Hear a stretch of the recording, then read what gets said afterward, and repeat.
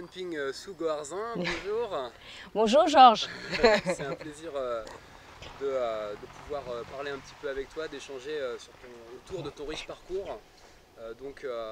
Avec déjà toi de ta position avec une double formation, d'une part à l'Université des sports de Pékin, donc une formation au wushu sportif très académique, de très haute qualité, avec toute la rigueur technique que tu portes grâce à cette formation, et en plus qui avait déjà débuté dans ta petite enfance, puisque ta mère était déjà une athlète de wushu avant la révolution culturelle. Là, on se retrouve au village d'été de Lembrun, au village d'été des arts martiaux chinois. Et dans ce cadre-là, on mène donc une enquête en partenariat entre l'Institut des arts chinois du corps et l'Université de Grenoble, donc sur une socio-anthropologie des arts chinois du corps en France. Et donc ton point de vue est particulièrement intéressant pour essayer de mieux cerner un peu ces évolutions du milieu de la pratique en France, aussi bien du point de vue des pratiques, des pédagogies, que du point de vue du grand public sur ces pratiques, comment il a évolué, sur aussi les constructions fédérales auxquelles tu as participé à ta manière, et aussi donc avec tout, évidemment, tu es chinoise et donc tu es arrivée vers 1995, 17 par là, 95, ouais. en France. Et donc aussi toute une comparaison entre un peu ce qui se passe en Chine et en France. Déjà peut-être on peut partir du coup de ton arrivée en France. Comment ça s'est passé, comment tu as perçu un peu la situation de tous nos arts chinois du corps en 95, quand toi tu es arrivé de Chine avec donc ton baluchon, arrivé à Brest grâce à Jean-Paul, donc ton époux, et donc tu as commencé à développer ton activité à Brest, qui est maintenant une très belle école avec environ 300 personnes inscrites à une multitude de pratiques allant du Qigong à la compétition athlétique de Wushu. Donc, quelle était un peu toi l'arrivée, comment tu as perçu un peu ce monde en France, toi qui arrivais de Chine? Je suis arrivée de Chine, surtout de Pékin, avec tous les bagages connaissances que je croyais voilà, je suis bien formée parce que j'ai eu une formation à la fois sélective et à la fois élitisme, qui me forme avec un système de connaissances sur les arts martiaux chinois assez académique. Donc je suis venue en France avec tous ces bagages, je pensais bien construits, et j'arrive à Brest, je pense étaler ces bagages comme ça. Donc assez vite, dès la première année, je suis arrivée en 95. J'ai accouché mon premier enfant février 96. J'ai commencé le cours 96, septembre 96. Dès le début, tout de suite, il y a 100 inscrits. 100 élèves inscrits qui viennent à mes cours. Au bout de 3 mois, il reste 50.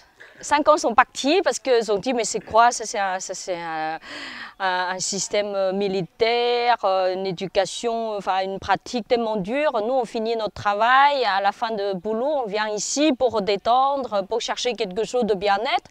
Et là vous nous demandez de pratiquer comme ça, tout droit, debout, marcher, reculer, nous faire en ligne. Ah bah nous, on préfère mettre un lit à côté pour dormir. Donc c'était un grand choc pour moi de dire mais tout ce que je connais, est-ce que j'arrivais sur cette terre, est-ce que j'arrive à déballer comme ça une certaine connaissance que je croyais c'était bien structuré. Finalement, j'ai rencontré vraiment un mur pour dire comment faire pour... voilà, pour démarrer. Pour adapter en fait ouais. l'enseignement. Ouais. C'est ça. Et oui. Donc il y a eu un effet aussi de l'image du maître chinois finalement qui a attiré beaucoup de gens, et puis beaucoup de gens ont été quelque part déçus. Enfin, c'est pas ce qu'ils avaient projeté sur toi en fait. Ils n'ont pas trouvé ce qu'ils avaient projeté sur toi. Toi, tu leur as amené aussi quelque chose effectivement de l'ordre du travail, et eux, ils attendaient quelque chose de l'ordre du loisir finalement. Oui, pour beaucoup, enfin pas tous, mais au moins une partie. C'est ça, je pense l'image qu'ils ont vue de moi, ils croyaient voilà, un maître qui vient de Chine. En fait, déjà, je ne suis pas du tout un maître, je suis juste un transmetteur, je peux dire. J'ai essayé de passer ce que j'ai appris au service des gens qui ont besoin, mais par rapport à cette culture locale qui a l'image envers les pratiquants chinois qui considèrent sans doute c'est à la fois un leader technique, à la fois un leader spirituel.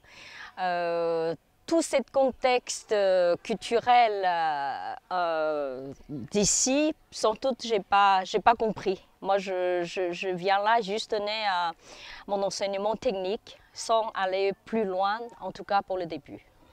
Et alors donc, du coup, dans les années qui ont suivi, comment tu as adapté tout ça finalement? Qu'est-ce que tu as fait comme changement? J'ai passé beaucoup de temps, les premières quelques années, je suis allée régulièrement à Paris. Surtout au parc Luxembourg. Je suis allée voir c'est qui enseigne là-bas. Donc, j'ai rencontré des enseignants chinois, des enseignants français. Je suis allée pratiquer avec eux. Donc, assez vite, qu'ils m'accueillent dans leurs cours. Ils ouvrent leur maison pour m'accueillir. Donc, j'ai passé du temps à réaliser, à voir comment les Français qui intéressent dans le domaine des arts martiaux chinois. Après, il y a un point qui est très important qui m'a changé aussi, c'est mon diplôme de l'Université Sport de Pékin n'est pas reconnu en France, toujours à cause d'une personne qui a fait un faux diplôme. Donc à partir de 1996, le diplôme était irreconnaissable. Donc, et moi, j'ai fait ma demande de diplôme équivalent à l'année 1996, donc c'est pile l'année qu'il n'est plus reconnu. Donc, j'ai passé 3 ans pour redemander tous ces équivalents envers mon université, de demander combien d'heures de cours, quelle matière j'ai fait. Et chaque année, je suis refusée pour dire que voilà, vous manquez ci, vous manquez ça, vous manquez l'histoire de sport français, de la loi sportive française.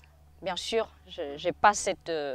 j'ai pas cette contenu dans mes études. À la fin, c'est l'inspecteur de jeunesse et sport de Bretagne, s'appelle Frédéric Lokov. C'est une personne très très humaine, super, qui m'a dit je suis vraiment désolée, vu votre niveau d'études, de pratique, nous on ne peut pas vous reconnaître, mais je sais que c'est ça votre vie, donc faites les efforts de passer le diplôme français.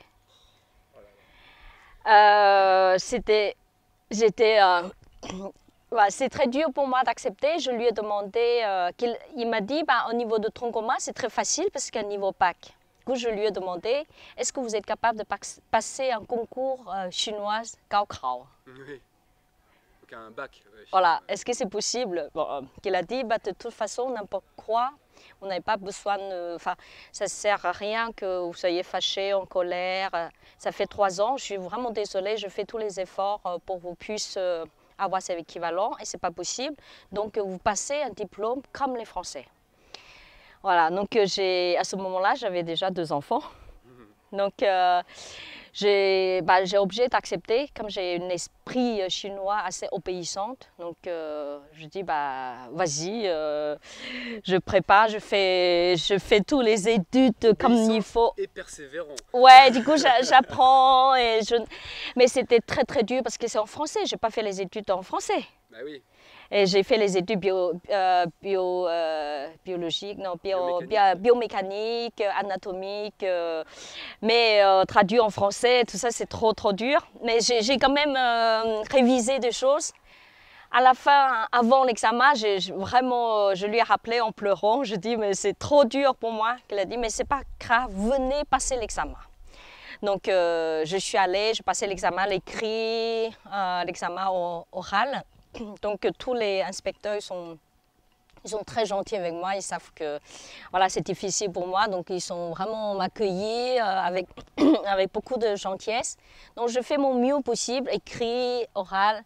En tout cas, j'ai la chance, j'ai passé ces troncs communs.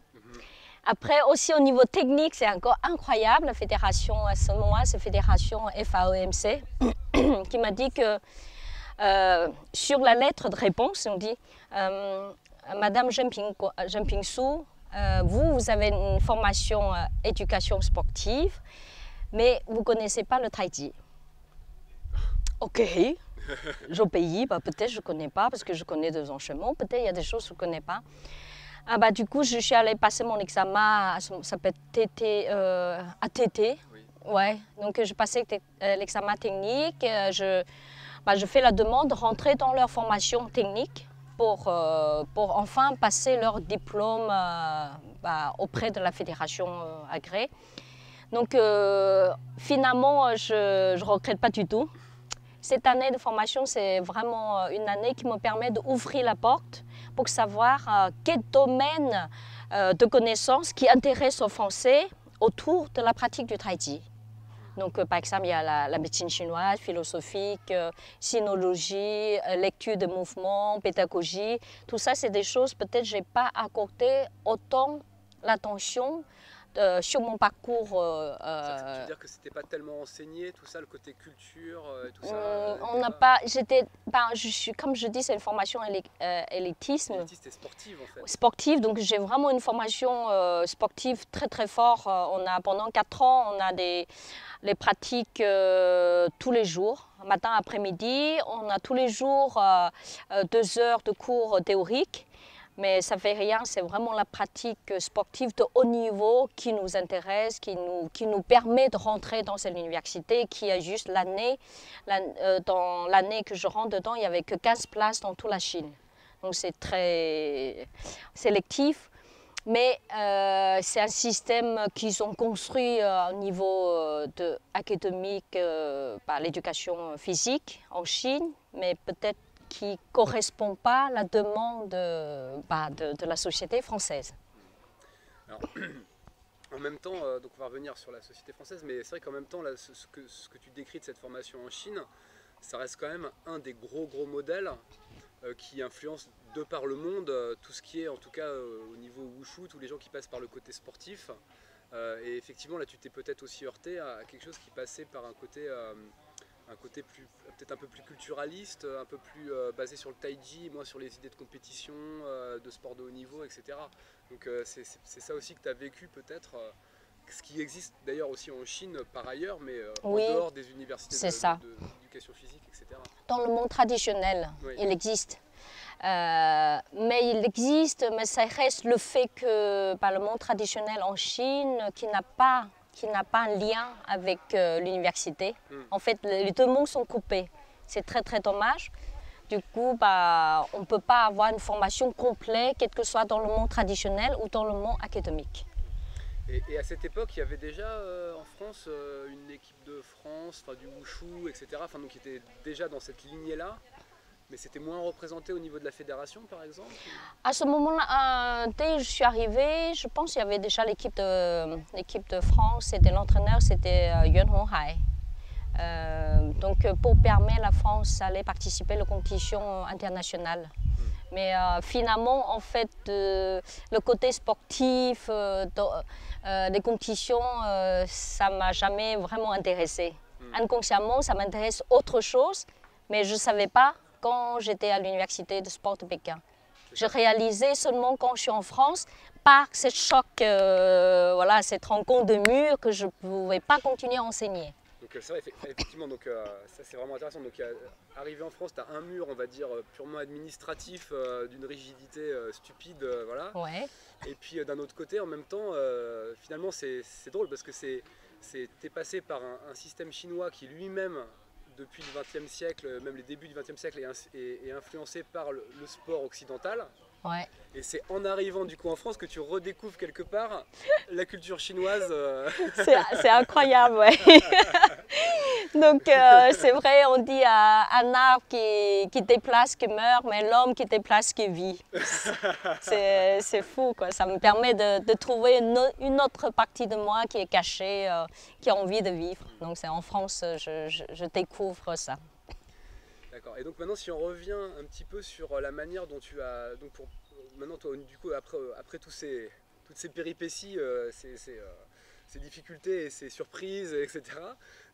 Comment, donc d'un point de vue un peu de la pédagogie, Comment donc du coup assez techniquement sur peut-être quelques des aspects emblématiques, tu as vraiment changé, tu penses, la pratique donc pour l'adapter finalement en France, très concrètement dans tes cours Le plus concrètement, c'était une rencontre avec un Français qui s'appelle Bertrand Hamel.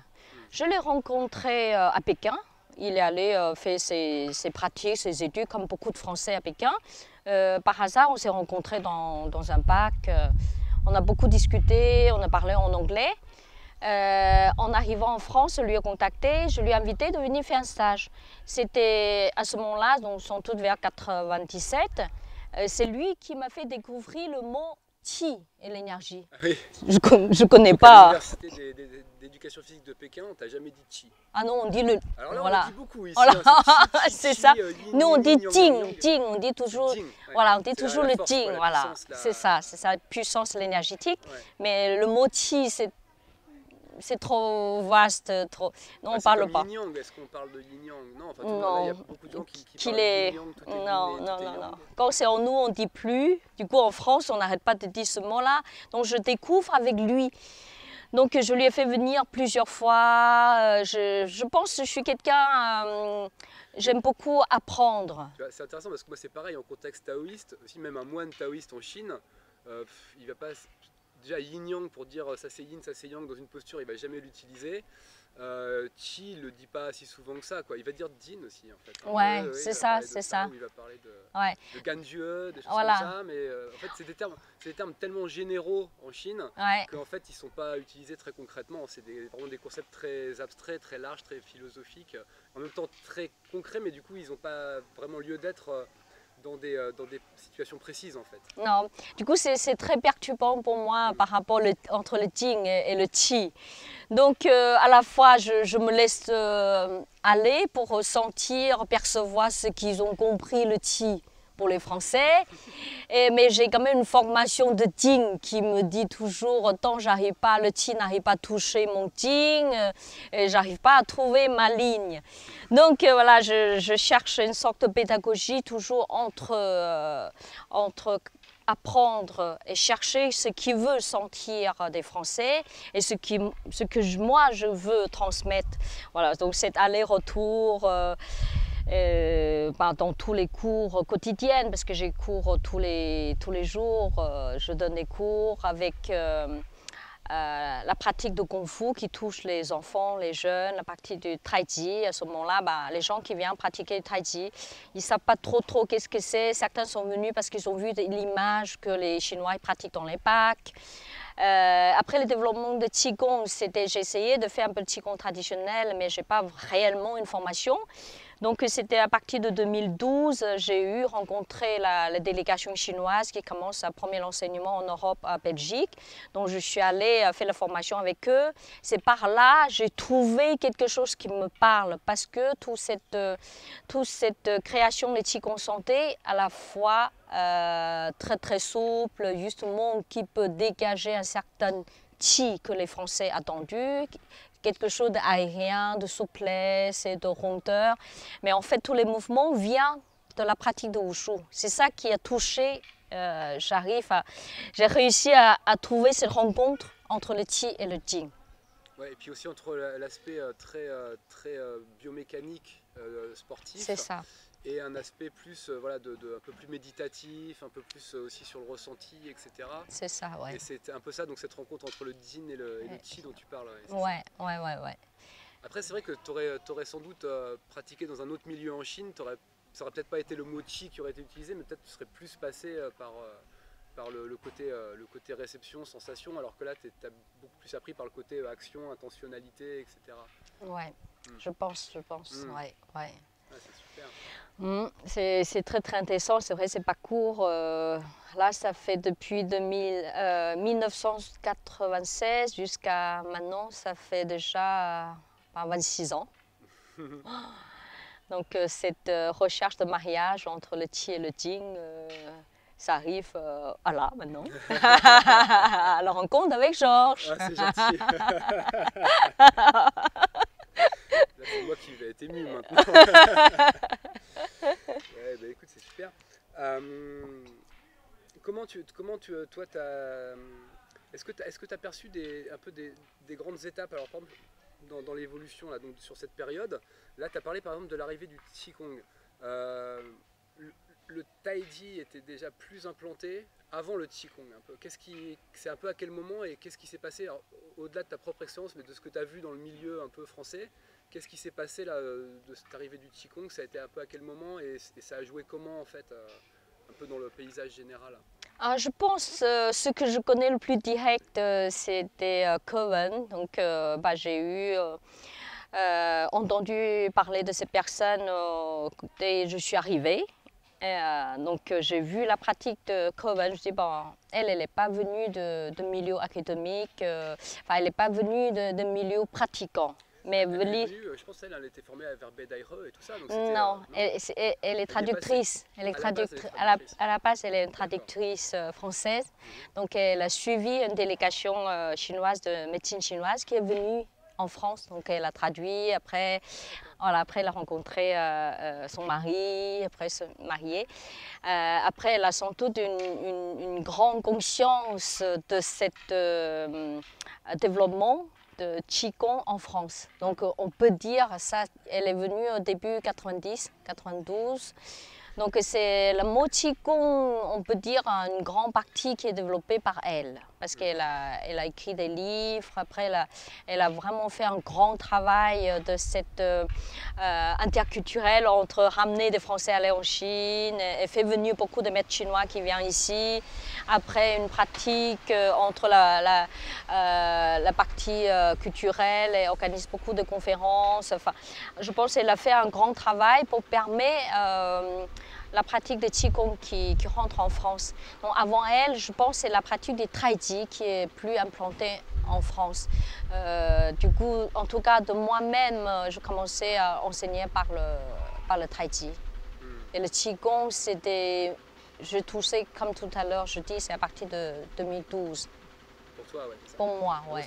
En 2012, c'était déjà quand même assez développé, parce que moi, le Qigong, je me rappelle en avoir fait autour de 2000 en France. Il y avait déjà des choses. Voilà, donc je suis allée quand même voir un peu qu'est-ce que ça veut dire le Qigong pour les Français. C'était très très difficile pour moi de comprendre c'est l'état en disant non agir, une absence de quelque chose dans un état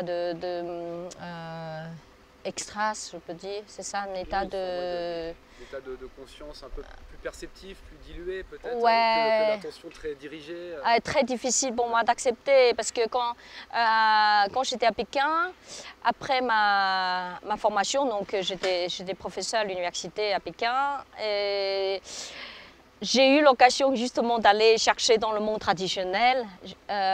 Donc avec mes élèves de Hong Kong, qui m'a ramené dans une pratique un peu secret, un lieu mystérieux, caché, et je vois les groupes de personnes qui pratiquent le Qigong spontané. Ah oui. Et du coup, je suis allée essayer aussi. Je fais avec eux. Je fais aussi des mouvements, mais comme je pense, j'ai une éducation, une conscience tellement dirigée, malgré ces mouvements d'ivresse, et je suis toujours dans la maîtrise. Du coup, je me suis posé la question, quelle est la limite entre cette spontanée et contrôlée, je ne sais pas trop. C'est le rapport entre le I et le Wu Wei, quoi. Enfin, c'est ça. Du coup, quand je vais en France, je trouve entre les deux, je suis perdue, j'arrive pas à toucher quelle est ma limite. Donc, du coup, j'ai du mal à rentrer dans ce monde de Qigong au début. Au début, ouais, c'est ça. Ouais. Ça va maintenant, ça va. Maintenant, ça va. Maintenant, avec 10 ans après, ouais. Enfin, on a tous nos parcours et on met des choses comme ça. Voilà, c'est des grands passages, des transformations qu'on vit et des découvertes. Après, on met le temps de comprendre, d'intégrer, après encore de pour soi, pour enseigner, etc. Et c'est sûr que c'est ça qui est la richesse d'un parcours. Hein. Si on savait tout depuis le début, ça serait un peu triste. Hein. Ouais, je pense que c'est bien qu'on soit honnête avec soi-même pour dire est-ce qu'on arrive, on n'arrive pas. Et on se permet d'avoir le temps aussi de comprendre et d'approcher réellement quelque chose. Tout à fait. Peut-être un petit mot sur une comparaison du coup aussi sur les relations, on va dire, plus relations sociales et humaines entre les enseignants et les élèves, ou maître-élève, maître-disciple, enseignant-élève, entre ce que tu as connu à l'Université des Sports et du coup ce que tu as dû adapter en France. Est-ce que tu peux parler un peu de ça? J'ai commencé le wushu par ma mère, donc, Oui. qui était vraiment une professionnelle de wushu, qui était à l'équipe professionnelle de Guangxi début l'année 60, jusqu'à avant la révolution culturelle.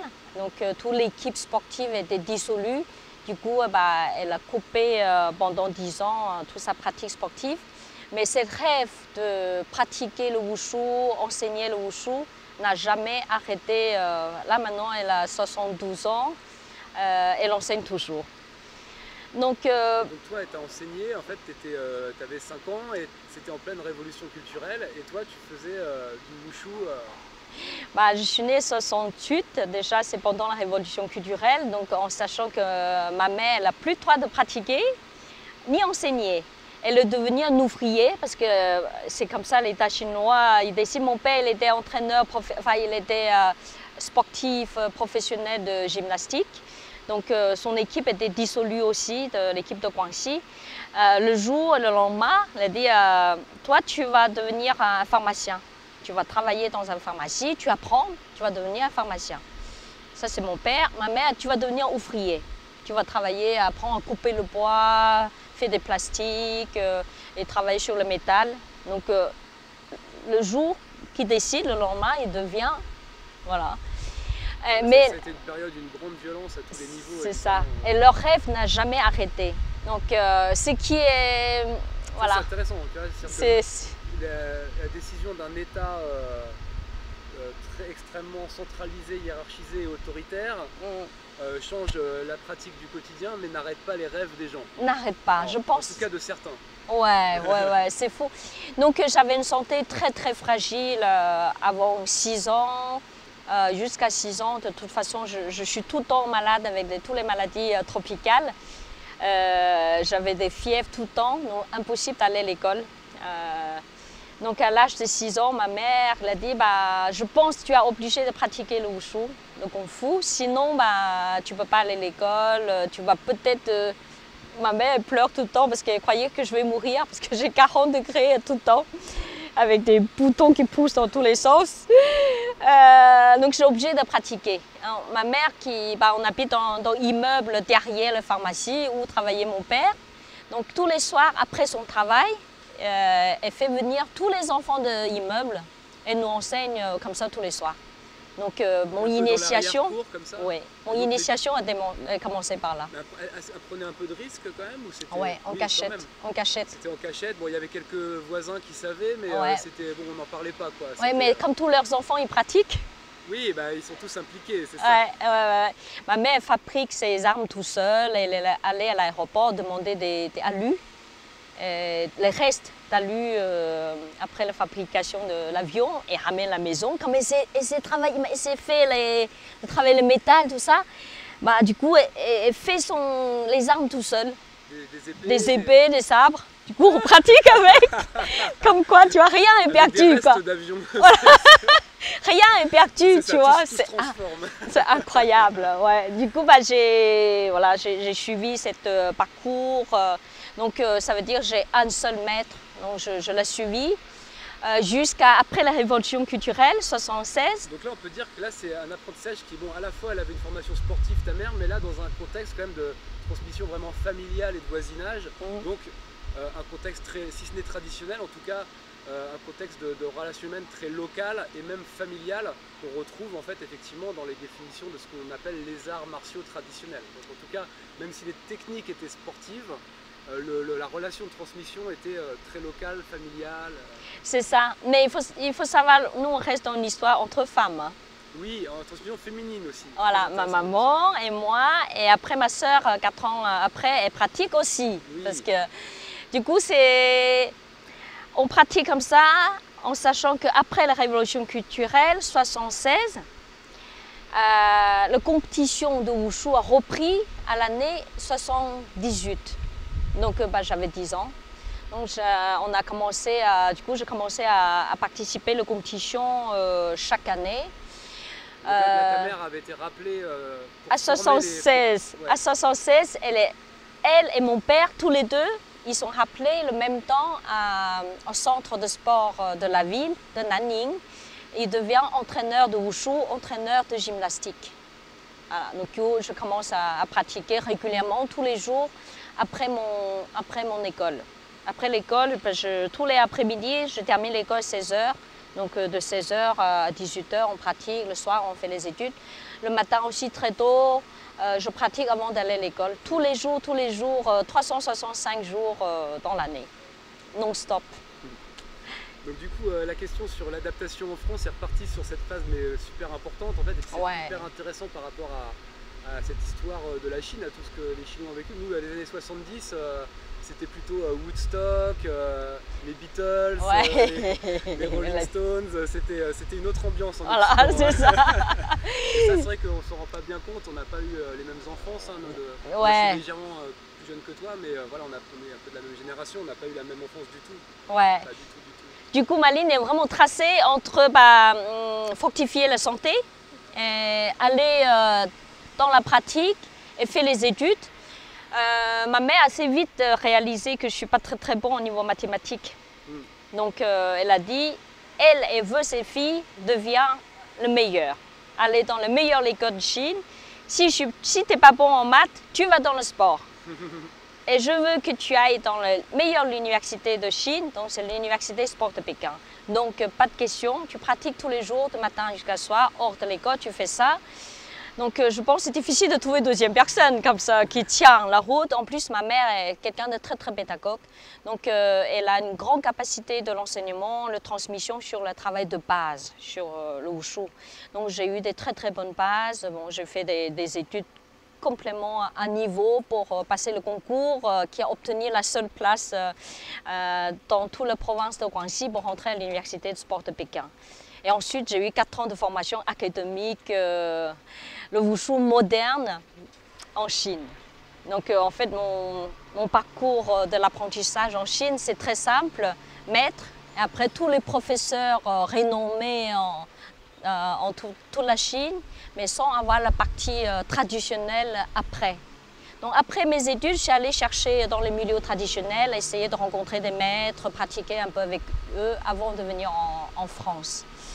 Et en France, c'est sûr, je rencontre, c'est complètement notre phénomène de pratique, parce qu'en France, il n'y a pas de structure de l'éducation nationale pour permettre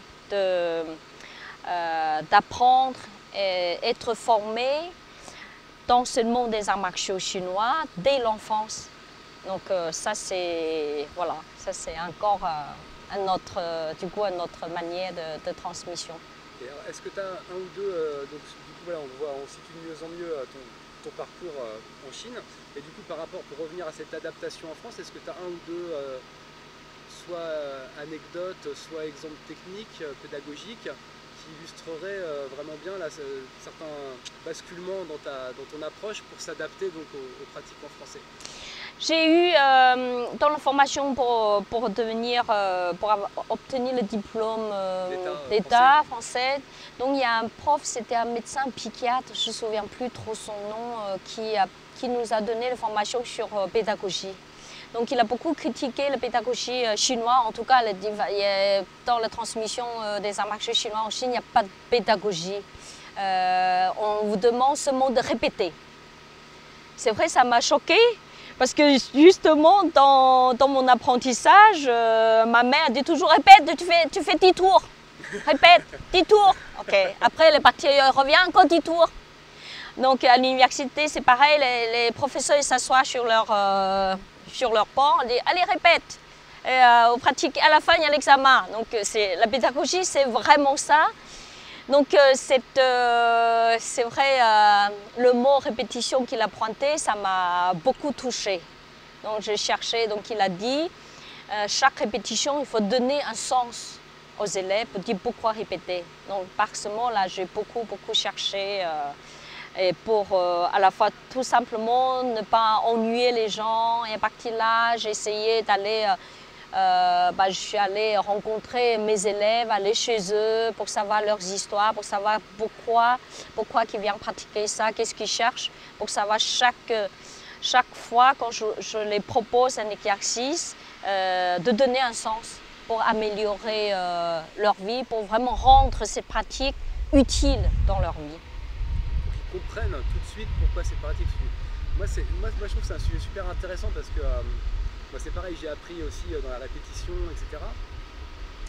Et justement, et même l'apprentissage du chinois que j'ai fait à Pékin, de la langue. En France, on va commencer à t'expliquer, voilà, on va avoir dans ce cours-là tel point de grammaire, on apprend le vocabulaire, et puis après, voilà, on va voir un texte qui parle de ça, etc. Alors là, c'était complètement l'inverse, on se retrouve face à un texte en caractère chinois, la prof lit, on essaie de suivre péniblement là, avec le doigt là, sur le texte, après on répète, on continue, on arrive, on se repère un petit peu mieux, et puis après il faut qu'on prononce en même temps. Alors, on prononce en même temps, on met la bouche, et puis au fur et à mesure on se dit ah oui tiens oui, ça veut dire ça, on a des petits moments pour se dire ah bah tiens ça ce mot là c'est ça, ce mot là c'est ça, et puis à la fin hop la prof elle arrête, il faut continuer à réciter tout seul le texte, et puis au fur et à mesure le sens comme ça c'est seulement à la fin de tout ce processus que le sens il apparaît. Donc ça c'est, et je pense que ça a des applications pédagogiques très très fortes sur les qualités que ça développe. Et moi je pense, je sais pas ce que tu en penses toi, mais c'est vrai que cette méthode chinoise est très abrupte, austère, etc. Ouais. Et demande de la persévérance, etc. Mais c'est aussi le sens du mot Gong Fu. Hein. Et je pense que ça développe ces qualités-là. Et ça développe aussi une capacité d'autonomie. Parce que quand tu es à répéter, au bout d'un moment, tu te dis mais qu'est-ce que je fous là, quoi, j'en ai marre. Et du coup, là, tu dois aussi trouver le sens par toi-même. Donc quelque part, à terme, t'attends pas que ça soit le prof qui te donne le sens des choses. C'est à toi de le trouver toi-même. Donc je sais pas ce que tu penses de tout ça, mais il y a un peu peut-être aussi ce côté d'une société chinoise dure et d'une société peut-être occidentale un peu plus dans voilà, c'est le confort, c'est le loisir, il faut faire attention, etc. Voilà, et enfin faut faire comment dire, faut être un peu dans beaucoup de soins. Alors voilà, évidemment. Mais il y a quand même avantages, inconvénients des deux côtés, j'ai l'impression. En fait, en faisant ce travail répétitif, j'ai perdu beaucoup d'élèves. Parce que ils considèrent, mais je n'ai pas envie de faire la même chose. Ce qui est au contraire de moi, en fait, moi j'observe aussi pour savoir en fait pourquoi ça ne m'ennuyait pas de répéter. Parce qu'en faisant la répétition, j'ai gagné plein de choses avec ces performances de mouvement. Et une fois le mouvement devient autonomie et disponible, à ce moment-là, je peux aller chercher autre chose. Donc, c'est développement de sens dans les pratiques qui est construit à la base de cette répétition. C'est base de précision de gestes, c'est base de performance dans les mouvements. Donc, à partir de là, le sens des mouvements qui développe petit à petit. Mais en France, la pédagogie, c'est à l'inverse. Il faut donner le sens d'abord aux gens pour qu'ils intéressent petit à petit de rentrer dans le mouvement, dans la précision des gestes. Et du coup, je cherche comment adapter les Français pour petit à petit qu'ils commencent à sentir, commencent à chercher la précision des gestes, les performances de mouvement. Et voilà. Bah oui. C'est super, une pique super intéressant, tout ça, de partager toute cette expérience. Et est-ce que tu as quelque chose que tu as envie de rajouter par rapport à cette question des arts chinois du corps en France, qui te paraît important de dire Par rapport au développement ici, je cherchais à joindre toujours des groupes, des fédérations, donc essayer de partager, échanger les connaissances des unes et des autres. C'est toujours très difficile. J'engage dans plusieurs fédérations, j'essaie dans une après l'autre pour savoir, pour essayer déjà de comprendre qu'est-ce qui s'est passé. Parce que c'est trop compliqué pour moi de comprendre, parce que c'est vrai, en Chine, c'est l'État qui décide tout. Du coup, l'individu qui n'a pas forcément un avis à donner. Quand je rentre dans une fédération, je le fais que je suis un expert au niveau technique.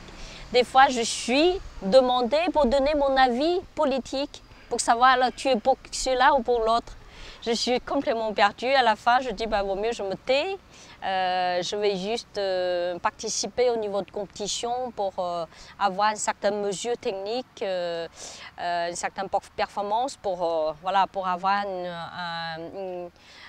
une méthode ou un plan de travail pour les élèves. Donc au niveau de engagement fédéral, c'est jusqu'à là. Donc c'est un petit peu dommage qu'il n'a pas cette, on n'a jamais de, voilà, d'échange neutre sans avoir un avis politique. Donc ça, c'est côté, je trouve, en France, c'est un peu dommage, mais bon, c'est tout le développement de la société française aussi qui fonctionne comme ça. Donc j'apprends et je m'adapte. Et pour trouver j'essaie par cette l'univers, j'essaie de trouver mon petit champ libre aussi. Mais quand tu parles de politique, tu veux dire aussi des conflits d'intérêts ou entre des personnes ou des conflits de caractère, etc., qui viennent effectivement dans cette danse fédérale, on pourrait dire, mais c'est aussi ça la fédération, c'est aussi de chercher justement à canaliser aussi toute cette violence latente finalement.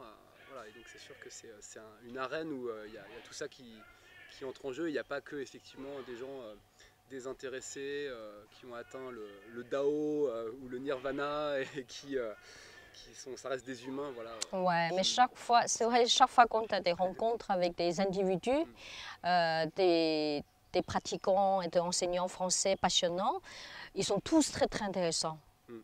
Mais après, pour rassembler ensemble, on a vraiment des difficultés. Bah oui, ça je pense, c'est l'état de l'humanité au XXIe siècle. Ouais. Sans doute avant même. C'était pas comme ça avant. Ouais, je pense que... Jeune Ping, merci beaucoup. C'est vraiment un plaisir pour tous ces apports. Et du coup, on continue les activités et de développer à notre petite échelle dans la convivialité, la bonne intelligence et l'humanité, voilà, nos travaux. Bah voilà, je suis toujours ouvert pour accueillir des occasions, qu'on puisse échanger et pratiquer ensemble parce que c'est vrai, chaque personne qui a son caractère différent, qui a sa qualité différente et par sa passion de recherche, on accueille des informations différentes. Donc c'est vraiment c'est super si on peut réunir ensemble, étudier ensemble, partager cette nourriture, être nourri par cette riche connaissance traditionnelle. Ça sera génial. Merci beaucoup. Et on va Merci continuer Georges. sur cette voie alors. Ouais.